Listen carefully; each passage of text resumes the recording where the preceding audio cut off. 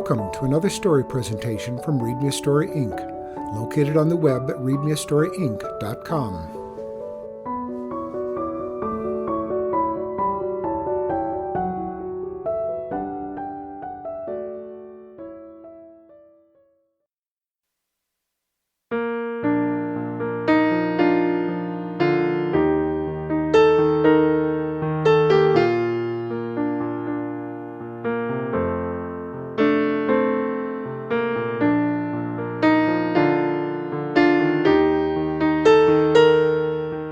All of my life I'd heard stories that Cracke Road was haunted. The road was once part of a plantation in Charleston, South Carolina, back in slavery times, and was rumored to be haunted by the spirits of people who had run away from slavery in the plantation. It was said that on dark moonless nights these spirits could be seen slipping behind the oaks and magnolias that lined the road. People claimed that the ghosts were always spotted traveling in a northerly direction. Everybody who lived on the road had a ghost story to tell, except my family. My mother would say to me, "Those stories are nothing but a bunch of silly tales people are making up to entertain themselves." I didn't believe the stories either, until Lillian came to live on Cracke Road. I first saw her on a late summer afternoon as I sat on my porch shelling butter beans with my mother. I lived at the end of Cracke Road, where nothing exciting ever happened. Our only nearby neighbors were Miss Mary and her husband, Mr. Ross, who lived in the house across the road from us. I was 10 years old and had known Miss Mary and Mr. Ross all of my life, and had never seen them smile. My friend Junie and her family lived at the other end of the road, the fun end, where there was light and laughter. Junie called my end of the road the cemetery because it was a dead end. That summer afternoon, I glanced up the road and saw a girl my age and a woman walking toward us. The girl, sobbing pitifully, clutched a doll in one hand and the woman's arm in the other. Both Mom and I looked, but I guess I stared too hard. "Mind your business," Mama whispered to me, and went back to shelling beans. They had to be going to visit the Rosses, since we didn't know them. A new face on Cracke Road was always an interesting event. I continued to stare. When they turned into the Rosses' pathway, I said, "No wonder that girl is crying. Who would want to visit Miss Mary and Mr. Ross?" "Marilyn, I told you not to talk about Miss Mary and her husband. You're just a child." In 1930, children were not allowed to have opinions about their elders. Poor girl, I thought. But why was she crying so hard, I wondered. A visit didn't really last forever. "The 4 o'clocks are opening up now," my mother said. "I'll finish the beans." I jumped off the porch and picked the purple blossoms of the 4 o'clocks.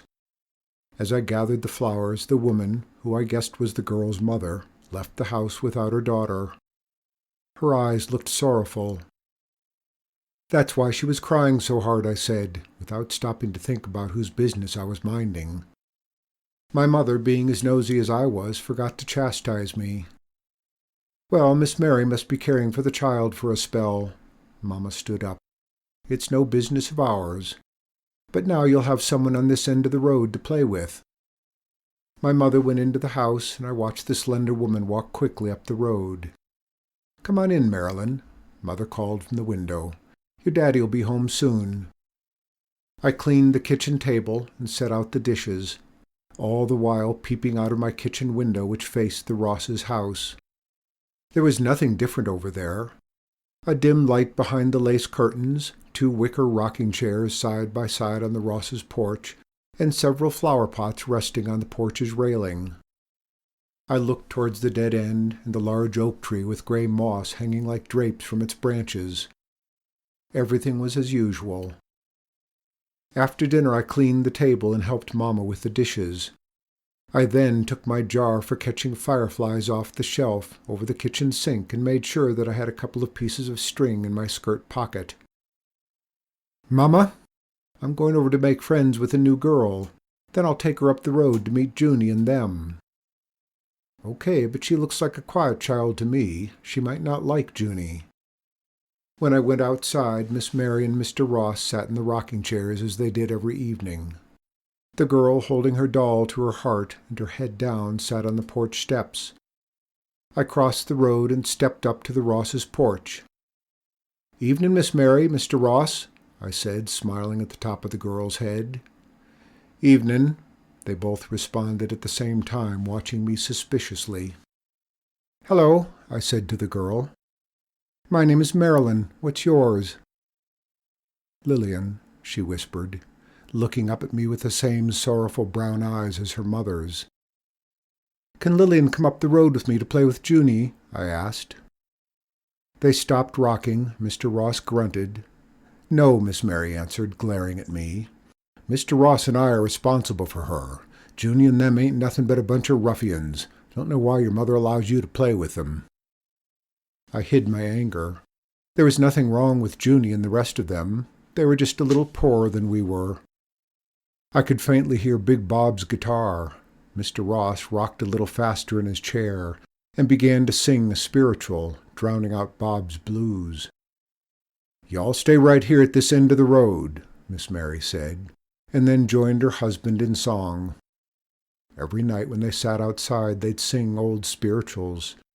It was their way of praying, my mother had told me.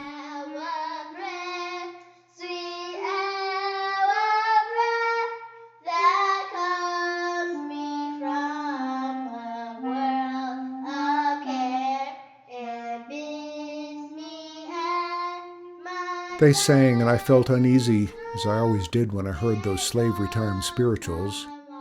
That's why I liked to be up the road with Junie when the Rosses started their singing. I held out my empty jar. "Want to catch fireflies?" I asked Lillian. She shook her head. "Then I'll show you how to make a necklace out of the 4 o'clocks, if you don't already know." She didn't answer, but followed me to my porch and sat silently while I pulled a piece of string through the blossoms, making necklaces for her and her doll. The sun had set, and the crickets and frogs added their voices to the Ross's spirituals. I tried to ignore their singing, the way the song seemed to bring deep shadows, especially where the road ended and the large oak tree stood like a guard at the dead end. When I finished the necklaces, I decided to fill my jar with fireflies. I held the top of the jar slightly open and snapped them up. I'd pretend that they were tiny gold nuggets and imagine all the wonderful things I'd buy with them. When the jar was full, I returned to the porch and held the jar up for Lillian to admire, but I could tell that her thoughts were somewhere else. "When's your mother coming back for you?" I asked. She shrugged her shoulders and kept staring at the ground. "Well, she'll be back soon, won't she?" I asked hopefully. Lillian finally looked at me, tears brimming on her eyelids. "My mother had to go to New York so she could work. I have to stay with Miss Mary and Mr. Ross until she sends for me. We used to have a lot of fun together." Lillian stared lovingly at the doll. "She gave me this doll before she left. I'd always lived with my own family and couldn't imagine what I'd do if they had to leave me with Miss Ross and her husband. I suddenly wanted to be with Junie and them, but I couldn't leave Lillian. If anyone needed a friend, she did." The Rosses started singing. The screen door squeaked and Mama came out with a pitcher of lemonade. It tasted sweet and cool on that sweltering summer night. As we drank our lemonade, Miss Mary and her husband finished singing. "Lillian?" Miss Mary called. Lillian thanked my mother and walked slowly across the road and disappeared inside the house. I could hear the radio coming from the living room where my father sat, and Big Bob's guitar drifting down from Junie's end of the road. My mother sat on the steps next to me as I freed the fireflies. She seemed to be a nice girl. I told her about Lillian. She took a long swallow of lemonade. "It's too bad her mother had to leave her," she said, "but I'm sure she'll send for her when she's able to." The next morning I expected to see Lillian outside so we could play with our dolls. I never called on Miss Mary except if my mother sent me there to borrow some sugar or flour. I was a little nervous as I shouted through the screen door. "Morning, Miss Mary. Can Lillian come to my house?" Miss Mary came to the screen door, wiping her hands on her flowered apron. "She's busy." "Well, can she come out when she's finished, ma'am?" I asked. "Maybe." She left me standing there. I went back home and Mama was making iced tea. I thought you were going over to invite Lillian over here. Miss Mary says she can't come out. Why is she so mean? I told you about being disrespectful to your elders. Miss Mary's not mean. She's never had any children of her own, so she's a little strict, but she's a good, God-fearing woman. I didn't see Lillian until the evening after supper. She sat on the porch steps, still holding on to the beautiful brown doll. This time, however, she smiled when she saw me. The Rosses were seated in their rockers. "Can I play with Marilyn?" Lillian asked. I was surprised that she spoke up. Miss Mary nodded. "As long as you stay on this end of the road." Lillian rested her doll on the porch steps, and I handed her an empty jar so that we could catch fireflies together. Miss Mary and Mr. Ross began to sing. Lillian caught more fireflies than I did. "Well, here, take some of mine," she offered when we plopped down on the bench under the oak tree. Usually I didn't play near the very end of the road at night when I was alone. The dead end was only a few feet away from the two houses, but it was scary to me because on a moonless night the open field beyond looked like the very edge of the world. In the daytime it was just a field. But on that night that Lillian and I chased fireflies, the moon was full and bright, and the kerosene lamps from our house cast a warm, dark, golden glow on us. "Look, Marilyn," Lillian said, holding up the jar. "They're sparkling like tiny lamps." Suddenly she looked sad. My mother and I used to catch fireflies. She'd say that they were tiny chips of sunlight. "Sweet hour of prayer that brought me from a world of care," Miss Mary and Mr. Ross sang. Deep shadows seemed to suddenly dim out the light, and I was frightened. "Let's go back to my porch," I said, dashing away from the shadows. We sat on my porch admiring our fireflies and then freeing them when my mother came out with a pitcher of iced tea and a plate of ginger snaps for us. "Lillian," Miss Mary called. "Can you come out early tomorrow?" I asked her. "Miss Mary says I can't just eat, sleep, and play. I have to help with chores." And she ran across the road. Mr. Ross got up and walked stiffly into the house, while Miss Mary straightened the rockers. Suddenly Lillian turned around and dashed back to our side of the road. "My doll! Did you see it?" "You left it on the porch," I said. "No one would take it," my mother said. "Go check the porch again, sweetie. It has to be there." Tears rolled down Lillian's face, and she ran back across the road. I felt sorry for her. "Go on, help her find the doll," my mother said. I stepped up boldly onto the porch. I even had the nerve to look under the pillows on Miss Mary's rocking chairs. We searched behind the stack of firewood and several empty flower pots. No doll. The screen door opened. "What are you children doing?" "I can't find my doll," Lillian sobbed. "You need to learn how to take better care of your things. Go on in the house." My father was still listening to the radio when I followed my mother inside the house. "Miss Mary probably picked the doll up and brought it inside. It'll turn up," my mother said. The next morning I saw Miss Mary walking down the road, carrying an umbrella over her head to protect herself from the sun. Mr. Ross was long gone to his shrimp boat. Lillian wasn't outside. I called through the screen door, and she came to the door with a broom in her hand and big sorrowful eyes. "Did you find your doll?" She shook her head. "No." "Can you come to my house and play? I'll give you one of my dolls, but they're not as pretty as yours." "I have to clean the kitchen, then I have to pick the okra out of the backyard." "Well, I'll help you." Miss Mary said I can't have company. That evening when I went outside, Lillian wasn't there yet. I picked the 4 o'clocks to make necklaces for the dolls so they wouldn't look so tacky. I heard Miss Mary singing, "Sweet hour of prayer in season of distress and grief, my soul has often found relief," she sang. I was busy twining the necklaces when Lillian ran down the steps with a wide smile on her face. She raced over to me. "You found your doll?" "Yes." "Where was it?" "Up in the attic in a trunk where Miss Mary hid it." "But how'd you find it?" "The girl told me." "What girl?"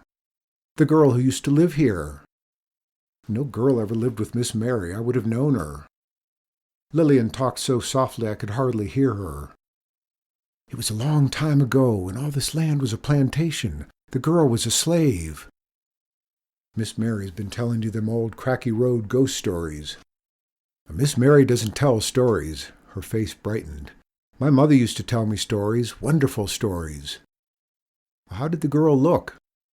"She had 2 thick braids that touched her shoulders and wore one of those long, old-fashioned gingham dresses."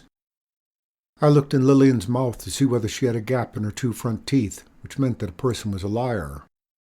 Her front teeth were closed and straight. "Are you lying, Lillian?" "No, she led me to where the doll is, and she's going to help me get to my mama." "But your mother's all the way in New York." "The girl told me that she had escaped from slavery in 1863.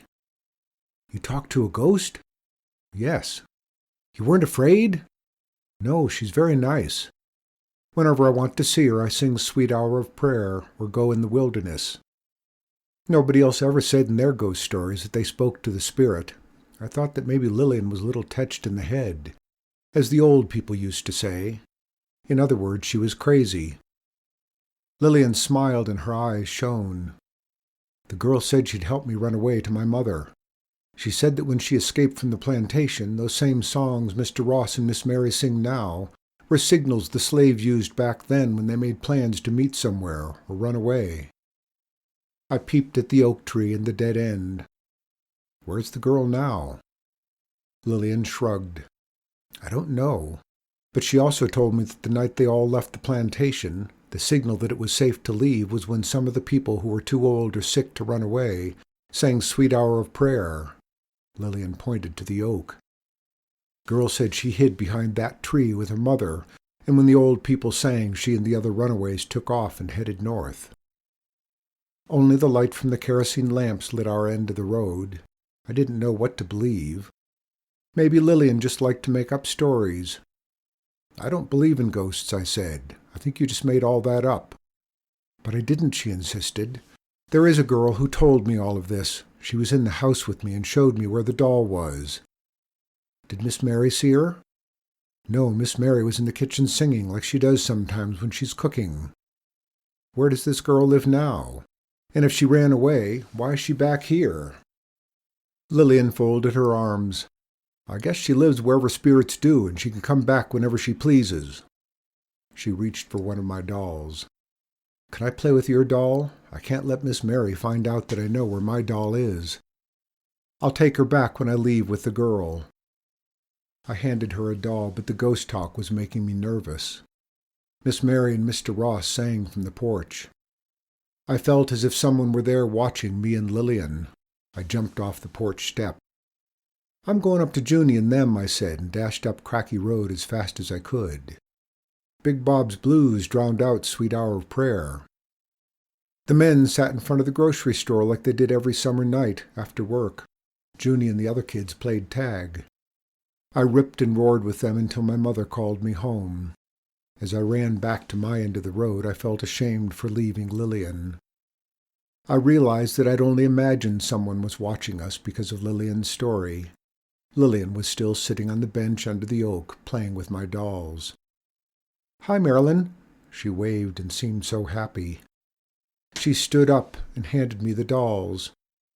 "Thank you," she said, and followed Mr. Ross and Miss Mary into the house without waiting for them to call her. I was glad that she wasn't angry with me for leaving her. The next day I didn't look for Lillian, since she couldn't come out anyway, and I didn't want to hear about ghosts. I picked peaches with Junie and spent the rest of the afternoon on her end of the road. While me and Junie sat on her porch and ate peaches, I saw my mother and Miss Mary walking quickly toward us, and I knew something was wrong. "Is Lillian up here with you?" my mother asked excitedly. "No," I said. Miss Mary wrung her hands. "That's why I don't like to be responsible for other people's children." "Seems like Lillian ran away," my mother said. I couldn't believe it. "Did she say anything to you?" Mama asked me. I hesitated.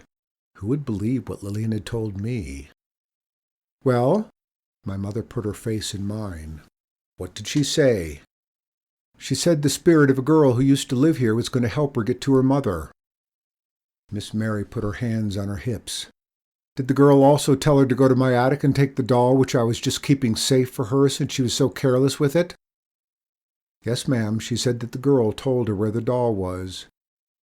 Junie and them crowded around us, soaking up every word. My mother grabbed my arm. Marilyn, come on home. This is no time for playing. She turned to Junie and them. If you see a little girl named Lillian, let me or Miss Mary know. Miss Mary threw her head up in the air and started back down the road. Me and my mother followed. I told them everything. Miss Mary narrowed her eyes as she stared at me. Your mother needs to give you a decent beating for telling them foolish ghost stories. I'm telling you what Lillian told me, I protested. My mother turned to Miss Mary. Maybe Lillian has an overactive imagination, Miss Mary. You know, children do make up imaginary friends, especially lonely children. Miss Mary folded her arms. She didn't hear those stories from me, but I'm remembering something now. She sat down on our porch steps. My grandmother was born into slavery, and she had a sister who escaped from this very same area when it was a plantation, and the slaves used to sing spirituals as secret codes and messages when they were making plans to escape. Miss Mary turned to me. You say the ghost comes when we sing the spirituals? Yes, ma'am. My mother looked confused. You didn't tell Lillian that story? She asked. Absolutely not. I forgot it myself until just now. Mama stood up. Well, it's just a coincidence. Lillian will come back when she gets hungry and tired. In the meantime, we'll help you find her. How far can a little girl go by herself? She's just missing her mama, that's all. I felt awkward and wished I'd been a better friend to Lillian. Maybe she wouldn't have to run away then. There was a big search on for Lillian. Everyone who lived on Cracke Road looked for her. When my father came in from work, he joined Big Bob and the other men in the search. No Lillian. When the men returned from combing through the city and nearby woods, Daddy sat with my mother and me on the porch. This is a mystery, my mother fanned herself. Well, it's no mystery. The child just ran away is all, my father said. Miss Mary probably forgot that she told her that story, he added. I gazed over at the Ross's house. Though my parents didn't say so, I knew that they were waiting, like I was, for Miss Mary and Mr. Ross to come out and sing their spirituals, so that we could see the spirits in the dark. My father rarely sat outside with us in the evenings. The crickets and frogs and Big Bob's guitar made their night music. The stars filled the sky, but Miss Mary and Mr. Ross did not come outside that night. My mother poured herself a glass of lemonade. Guess they must be upset about that child. But you know, I got used to hearing them sing every night. I miss it. I was disappointed too. Since I was sitting safely between my mother and father, I wasn't afraid to see this spirit. Do you and Daddy know the words to Sweet Hour of Prayer? I asked. Well, of course, my mother answered. Your father and I have been singing that spiritual every Sunday since we were children. And she began to sing. My father joined her. Then I joined them because I'd heard the spiritual so much I knew the words by heart too. And as we sang together, I did not feel uneasy or afraid as I used to. I leapt off the step and pointed towards the oak tree. Look, there she is! Who? My mother craned her neck. Lillian? My father stood up quickly. Y'all didn't see anything, just the power of suggestion. I'm going in to listen to Fats Waller on the radio. My mother stood up and nervously wiped her hands on her dress. Getting just like those other foolish folks around here conjuring up ghosts. Come on, Marilyn. Let's make some more lemonade. Sure is hot tonight. I followed my mother and father into the house and said no more about the ghost. But I knew on that summer night that I'd seen a girl, with 2 thick braids touching her shoulders, wearing a long gingham dress, slip behind the oak tree. I knew my parents had seen her too, but they didn't want to believe what they'd seen. Miss Mary and Mr. Ross went to the police the next day. Children run away all the time, one of the policemen told them. That little gal's probably okay. The people on Cracke Road, however, continued to search for Lillian for the rest of the week, but there was no trace of her. I knew that Lillian wouldn't be found in South Carolina, and I was the only one who wasn't surprised when 2 weeks later her mother wrote Miss Mary a letter saying that Lillian was safe and sound with her in New York City. People were shocked. "It's amazing. It's unbelievable. How did that little girl get all the way to big New York City by herself?" they exclaimed. I knew how. I never saw Lillian or the ghost again, and since that summer in 1930, I have moved far away from Cracke Road. But now in my old age, I too sing the old spirituals and feel the kindly spirits of my ancestors watching over me.